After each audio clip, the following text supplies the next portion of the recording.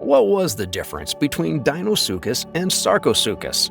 Crocodiles and crocodile-like creatures have been around for well over 100 million years, displaying the kind of relentlessness and ruthlessness required to win the treacherous game of survival.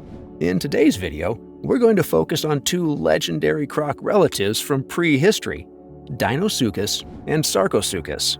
We will look at various aspects about these ancient predators, from their classification, time periods, dimensions, and likely behaviors. By the end, you'll have a much clearer understanding of the similarities and differences between these incredible creatures. So let's journey back in time and check out some monsters. Deinosuchus. Deinosuchus, which is ancient Greek for terrible crocodile, is a prehistoric crocodilian from the late Cretaceous period. As far as classification, Deinosuchus is actually a genus, which was made up of several species. These animals were also part of the Alligatoroidae superfamily under the Crocodilia order and the Archosauriformes clade. Fossil evidence suggests that it lived in various parts of what we call the United States and Mexico. Fossils have been found in 10 U.S. states, including Montana, North Carolina, and Texas. Fossil dating shows that they lived from 82 to 73 million years ago, meaning they lived alongside some of the biggest and baddest dinosaurs of the Cretaceous. While the cause for extinction is not known, it's clear that they didn't die out during the extinction event that marked the end of the Cretaceous and its dinosaurs 66 million years ago. Unfortunately, no complete fossils have been found yet, so scientists have had to work with fragments to build a picture of what the animals looked like. Famous reconstructions include the Deinosuchus hatcheri skeleton at the National History Museum of Utah and the Deinosuchus riograndensis at the Puebla Museum of Evolution in Mexico. Though not 100% accurate, these reconstructions still paint a fascinating and frightening picture. Deinosuchus was huge. Estimates place full-grown adult specimens at 35 feet in length, with a possibility that they even grew larger. Weight estimates are even trickier, ranging from 2.8 to 5.5 tons, or 2.5 to 5 metric tons. The teeth were also huge, built for gripping and crushing, and they had vertical grooves running right around them. Given these estimates, it's more than clear that the biggest Deinosuchus were comfortably larger than any modern crocodilian. For comparison, saltwater crocodiles top out at around 23 feet long and weigh a maximum of a little over 2,200 pounds. What isn't 100% certain is whether Deinosuchus is the largest crocodilian or crocodiliform of all time, with a few other creatures taking a claim to that frightening title.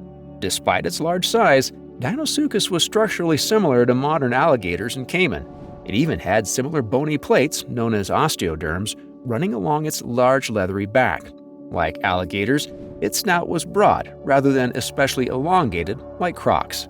Like a typical crocodilian, Deinosuchus was semi-aquatic, with various adaptations for success in the water. It had webbed feet to aid swimming, as well as a bony palate that separated the nasal and mouth cavities. This separation allowed Deinosuchus to breathe through the nose, while the mouth and the rest of the body were fully submerged in water. A powerful tail provided thrust when swimming or lunging at prey, while large, efficient lungs would have allowed it to go for long stretches without taking a breath.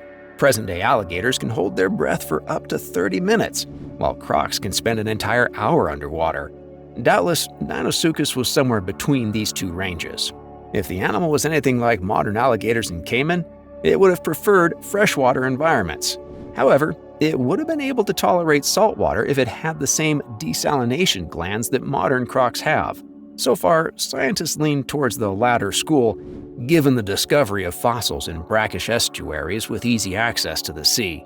Given its immense size, Deinosuchus was probably pretty sluggish on land. Though capable of traveling fair distances and even high walking, adults were probably not running anything down. Juveniles and adolescents would have been much more mobile on the ground. In the water, though, even the biggest dinos were as elegant and graceful as ballerinas, as countless poor animals found out. Looking at its size, teeth, and what we know about modern crocodilians, there is no doubt that Deinosuchus was a merciless predator capable of unimaginable violence. These animals would have had a varied diet, largely determined by size. Hatchlings likely preyed on insects, other small invertebrates, small amphibians, fish, and mammals. Larger individuals would have preferred bigger prey: turtles, bigger fish and mammals, cephalopods, various kinds of dinosaurs, and perhaps even other crocodilians. At 5 tons, a single Deinosuchus would have made an entire water body horrifically perilous for all but the very largest dinosaurs. Doubtless, many animals chose to remain thirsty over risking waters with known dino activity. Chief among its largest terrestrial prey were the ornithopods, some of the most widespread and populous herbivorous dinosaurs of the Cretaceous. The crocodilian's immense size and biting power would have allowed it to submerge and drown big animals, crush shells, and pierce through tough hides or body armor. Ambush predation was the primary tactic for land-loving prey, while aquatic prey was fiercely dispatched in high-octane underwater pursuits. The beast's bite force is calculated based on the size of the skull, and in turn the estimation of the amount of muscle mass associated with a certain skull size. Scaling based on modern crocodilians is also thrown into the math at times. All in all, estimates for Deinosuchus bite power range between 18,000 and 23,000 pounds per square inch, psi, far more than the modern Salty's 3,700 psi.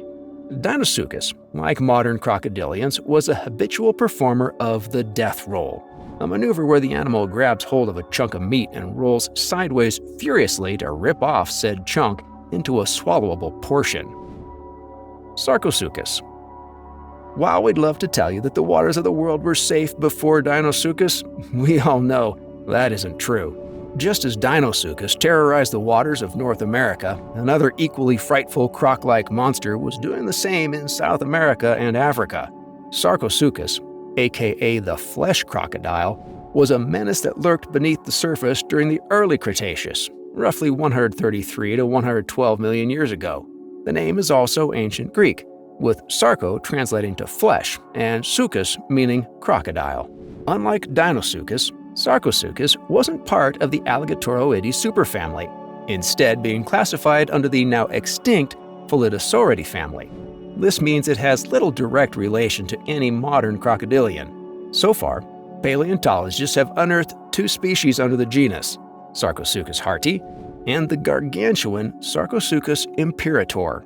Sarcosuchus imperator remains were initially discovered in the Teneri Desert, part of modern Niger in Africa's Sahara region. However, back in the animal's day, this region was an idyllic tropical environment, rich with rivers that catered well to large, cold-blooded monsters.